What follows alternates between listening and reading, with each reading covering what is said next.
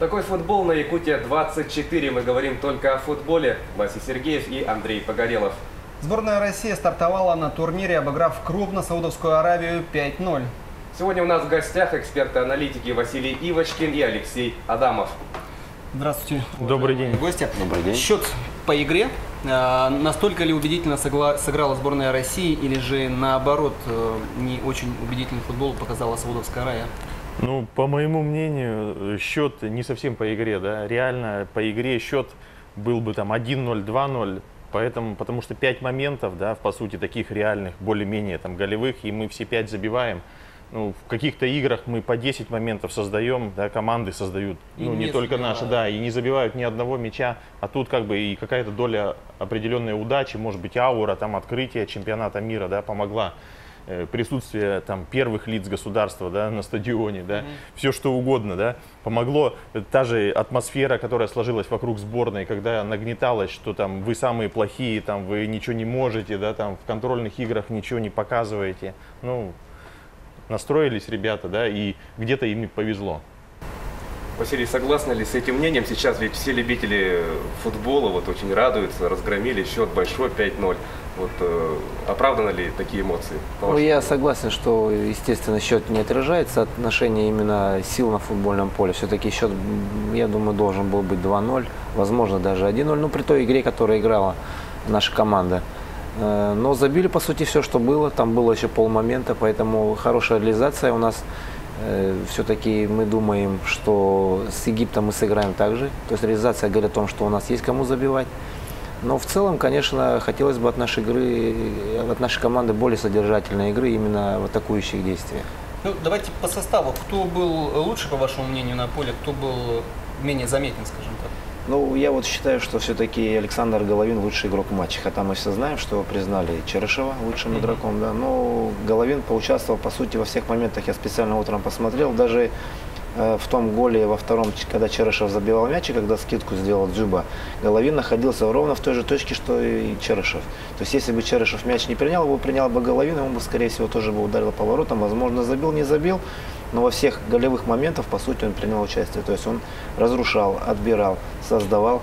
И, конечно, вот апофеозом стал вот этот забитый гол со штрафного, красиво добавленное время. Ну, я думаю, парню 22-летнему, ну, это просто подарок. Ну и круто, я думаю, что вот он выходит и становится звездой нашей российской команды. Ну, а что касается худшего игрока? А худший игрок, я по моему мнению, мы вчера смотрели, анализировали, все-таки Федор Смолов. Мы от него ждем более атакующей, результативной игры. Очень много было у него потерь, необдуманных таких каких-то действий именно на поле. Даже несколько раз вот обратили внимание, мы посчитали, он давал передачу назад и обрезался. Ну, такому мастеру давать передачу назад, и когда соперники перехватывают мяч, я думаю, непростительно. Ну, то есть нет обостряющих действий? Ну, хотелось бы, чтобы он все-таки играл вперед и больше шел в обводку, именно то, что должен делать форвард. И бить, забивать, создавать, именно угрожать воротам соперника, а не играть все время в подыгрыш в центре поля. Ну, вот вчера мы с гостями тоже обсуждали эту тему, на кого будет ставку делать тренерский штаб, Смолов, Дзюба. Мнения экспертов разделились. Один посчитал, что Смолов, другой Дзюба. Но вышел Смолов в первом матче. Значит ли, что... Ну, а забил Дзюба. А забил Дзюба. Это вот к тому, что значит ли, что во втором матче выйдет уже Дзюба с первых минут? Я думаю, не факт. Здесь вот, как мы не ругали Смолова, да, но он свое дело сделал. Он потаскал защитников, да, маленько там поднапрек их. Во втором тайме вышел Дзюба, и там замена напрашивалась. Единственный у нас как бы минус в том, что больше-то нет нападающих хороших, да. Жалко, что мы потеряли Кокорина, и вот перед самым стартом чемпионата мира. И я вот думал, что Дзюба выйдет в начале второго тайма. Он вышел, получается, чуть попозже, да, его Черчесов выпустил. Но он сразу же забил гол головой. То есть Черчесов, как тренер, получается, угадал замены. И значит, он правильно все сделал. Именно с этой рокировкой Смолов, Дзюба. Я думаю, возможно, так же он и поступит в следующей игре. То есть, что Смолов выйдет, свою часть работы сделает. Я думаю, на вторую игру он должен выйти более сосредоточенный, таким мобилизованный. Единственное, что мне еще не понравилось в нем, не с технической там, и с тактической точки зрения, именно психологии, у него не горели глаза. Он должен был выходить, там должны были лететь искры, все в отборы, чтобы он шел, не боялся там травму получить и все такое. Но как бы мы видели, что он все равно как-то все время старался играть в подыгрыш. И вот именно такого заряженности не хватало. Вот как Головин, говорю, хотя он вроде бы атакующего действия игрок, Но все подборы он старался выигрывать, единоборства, перехваты. И говорю, я там еще создавал. Вот когда гол забивали, мы второй, получить какое ускорение сделал, Головин там порядка 35 метров на таком рывке. Отдать передачу такую грамоту. Хотя голевую передачу отдал Зобнин, но комбинацию-то начал Зобнин, именно... кстати, тоже неплохо в центре поля выглядел. Да, он очень много провел черновой работы именно в отборе, вот и в разрушительных действиях. Его для этого и брали в сборную. Да, но он тем не менее дал голевую передачу, да. То есть атаку начал Головин, когда он ускорился, покатил дальше, вдоль штрафной, получается, Зобнину. И Зобнин уже отдал такой голевой пас Черышеву, который, исполнил все, конечно, очень красиво. Ну и продолжая разговор, вот взятие ворот, да, у нас забито 5 мячей, и 2 результативными ударами отметились те люди, которые вышли вот на замену. Ну, конечно, Даже помним, тремя. Тремя. Конечно же, мы одну замену сделали вынужденную, и отсюда вопрос, вот, по вашему мнению, Станислав Черчесов, он угадал с этими заменами? Как оцените действия вот рулевого сборной в этом матче? Ну, по первой замене тут что говорить, да, первая замена была вынужденная, да, и тут он угадал, не угадал, он, по сути, просто был вынужден перестроить, да. Менял, да. Ну, не совсем по позиции, да, там какие перестановки пришлось ему делать, да, в связи с этой заменой, да, потом, передвигал. Черышев перешел он в левый край, да, в левый край. Загоев изначально он в центре Был в центре, да. То есть кое-какие перестановки. Возможно, это тоже смутило маленько соперников, да, вот эти перестановки, они не ожидали, что Черышев, никто не ждал, что он выйдет вообще в принципе, да, и может быть та же Саудовская Аравия, когда анализировала игру нашей сборной, не ожидала, что выйдет Черышев, достаточно быстрый парень, да, как он этот гол забил второй, да, и в лучших традициях, наверное, мини-футбола, он мяч подкинул, эти двое там в командировку улетели, да, защитника Саудовской Аравии, и потом уже спокойно расстрелял вратаря. Молодец.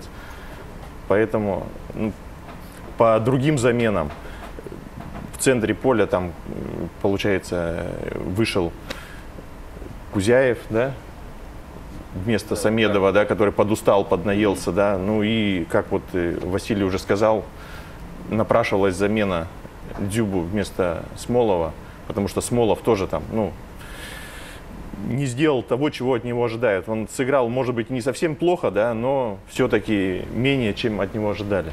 Я бы хотел несколько слов сказать о Дзюбе.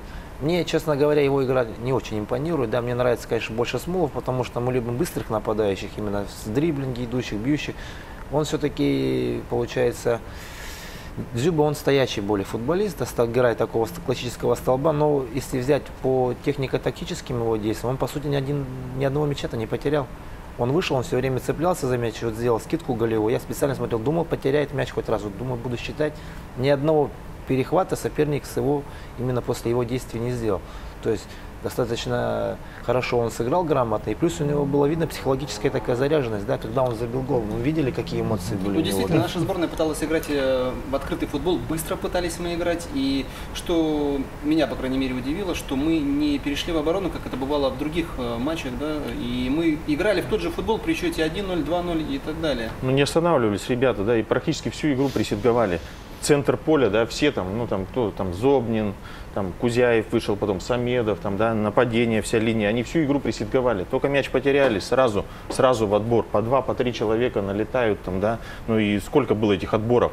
И те же вторая голевая атака, там, по сути, тоже отбор был, да, когда как раз Головин, да, там ускорился, там, забрал мяч, там, и дальше там пошла комбинация. То есть тут много зависит от настроя, вот именно того, что, да, ребята вообще не останавливались всю игру. Как вот Андрей правильно сказал, при счете 1-0 и 2-0, да, беспрерывно, да, гнули свою линию. Да, но и, к сожалению, продолжает наша сборная терять, да, футболистов. Опять травмы преследуют наших игроков. Потеряли мы Алана Дзагоева. По предварительным данным, он повредил бедро и, говорят, 2-3 недели восстановления. Весь чемпионат, скорее всего, пропустит. Да, и как нам быть, кем заменить и как отразится эта потеря на схему игры в дальнейших матчах? Я думаю, сейчас с потерей Загоева очень жалко, конечно. По сути, он молодой все равно парень, хотя он уже давно играет в сборной, с 18 лет. Но какой чемпионат он уже, в смысле, такое крупное первенство он пропускает, все опять из-за травмы, да, получается. Очень жалко, что, по сути, чемпионат для него закончится. 3 недели это стандартное восстановление после таких травм, да. Но будем надеяться, что мы выйдем дальше, все-таки он сыграет там уже в стыковых матчах.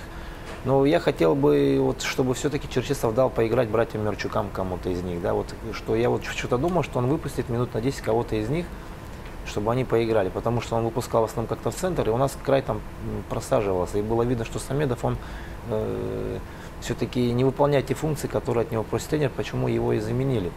Поэтому я думаю, сейчас Черышев вольется обязательно в игру. Пара Дзюба-Смолов будет, скорее всего, играть. Ну и кто-то из крайних, возможно, я говорю, видимо, Миранчукан нам нужен, потому что быстрый край. Обязательно левый, либо правый. Но левый у нас все-таки Черышев, он левоногий парень, а Миранчуки могут сыграть и в центре, и с краю. Тем более, я думаю, что они такие мастеровитые ребята, и в этом году стали чемпионами России, поэтому, думаю, кто-то из них все-таки выйдет. Сегодня в нашей группе играет вторая пара, Египет-Уругвай. Какой счет выгоден нашей сборной? Ну, естественно, ничья, чтобы оба соперника, да, основных конкурента наших сейчас, Саудовская Аравия уже, получается, нам не конкурент после этой игры, чтобы потеряли очки, и тогда, соответственно, да, при определенных раскладах даже, ну, какая-то там, не знаю, ничья с каким-то из наших этих соперников, с Уругваем, там, с Египтом, возможно, нас устроит. Поэтому наиболее выгоден счет — это ничья для российской сборной. Да, стратегически по турнирной таблице нам выгодно, конечно, что была ничья, но я думаю, что наша сборная должна отталкиваться от своих игр. Нам нужно просто обыграть Египет. Продолжать гнуть ту линию, которую мы в этой игре играли. И не ждать от конкурентов никаких ошибок. Ну и уже с Уругваем выйти, вот, и когда имеешь ты 6 очков, у тебя уже, как говорится, оковы на ногах не висят, и сыграть в хороший футбол, действительно, порадовать зрителей не просто результатом, а красивой игрой. То есть вчера мы увидели, получается, результат очень хороший. Но хотелось бы все-таки игру нашей команды более повеселее, да, чтобы они атаковали больше. Ну и тем более с такой командой, как Уругвай, при хорошей игре и положительном результате, я думаю, болельщики их просто на руках вынесут со стадиона после этого. Ну, действительно, от матча Уругвай-Египет многое зависит. Ну и, конечно же, сами тоже должны выложиться по полной в матче с Египтом. Сегодня у нас еще будет одна очень интересная игра. Встречаются два претендента на победу в чемпионате мира. Португалия и Испания, вот, как мы знаем, в рамках чемпионата мира, в рамках мундиаля. Эти команды встречались только один раз, если мне память не изменяет, это в 2010 было, тогда сильнее была Испания с минимальным преимуществом. Кто победит на сей раз? Еще это учитывая то, что вот кадровые у нас перестановки в тренерском штабе за 2 дня до старта чемпионата мира. Как это скажется и на кого делаем ставку? Я ставлю на Португалию, потому что у них стабильно, у них сейчас Криштиану Рональдо все равно, как бы он ни играл, он всегда играет на своем уровне, да, и у них есть суперзвезда. А мы знаем, что в Испании все равно идет смена поколений, плюс вот эта тренерская рокировка, я думаю, она им на пользу не должна сыграть. Хотя бывает, что тренер приходит, команда начинает играть лучше, но я думаю, не в этом случае, потому что за 2 дня, как говорится, тренера менять, но это, видимо, там какие-то у них очень чрезвычайные обстоятельства сложились. Поэтому я ставлю на Португалию, но я думаю, счет будет небольшой, я думаю, 1-0 или 2-1 Португалия выиграет. Алексей, ну, я как бы не соглашусь, да, с Василием. Я все-таки вот насчет стабильности португальцев, я наоборот как бы сторонник того, что португальцы достаточно нестабильные, да, и там многие ребята просто эмоционально там, ну, могут где-то там какие-то сделать тактические, технические ошибки, да, вот эти на каком-то эмоциональном фоне. Защита там у португальцев, ну, иногда бывает как проходной двор, а испанцы, они, ну, стабильные ребята, да, там состав очень там ровный, и опыт на уровне очень ровный, там есть провокаторы, да, которых мы знаем, там, да, там и Рамос тот же самый, да, там они свою там линию гнут, они свое сделают, и эта смена тренера никоим образом не поменяет. Тот же Йера, он там 1000 лет играл там, да, в великом клубе, там в Реале, да, ну, что? Человек свой, да? Конечно, он там всегда был в этой сборной, там, 20 лет, ну, чего он там не знает там, и чего они не знают, эти игроки испанские, да все они знают. Ну, во втором матче этой группы сегодня... Я бы поставил даже на крупную победу испанцев, конечно. Во втором матче сыграют сегодня Марокко и Иран. Будет ли, включатся ли эти две команды вообще в борьбу за выход из группы, по вашему мнению? Я думаю, что само участие вот этих команд именно в финальной части, это для них уже большой праздник. Сомневаюсь, что они будут бороться за выход в плей-офф, но я думаю, нервы потрепают они основным своим конкурентам, там, лидерам группы. Ну и вот между собой, наверное, у них будет такая более-менее равная игра. Я думаю, никто вот из нас здесь присутствующих ни за Марокко, ни за Иран болеть не будет, но будет болеть за красивый футбол. Ну, не забывайте, за Иран играет там вот этот Азмун, да, который и в Ростове себя неплохо проявил, да, там приносил, так кстати, очки в российский коэффициент. Наши да, люди да, есть в Иране. Да, да, в Рубине сейчас играет. То есть, возможно, кто-то будет персонально болеть за него или за Иран из-за него. Поэтому, ну, в любом случае, на чемпионате мира там проходных команд там и случайных команд не бывает, поэтому... Ну что, время покажет, только начало чемпионата, первые игры. Я думаю, что мы будем встречаться в нашей студии ежедневно и обсуждать все эти темы. Ну и время выявит сильнейшего.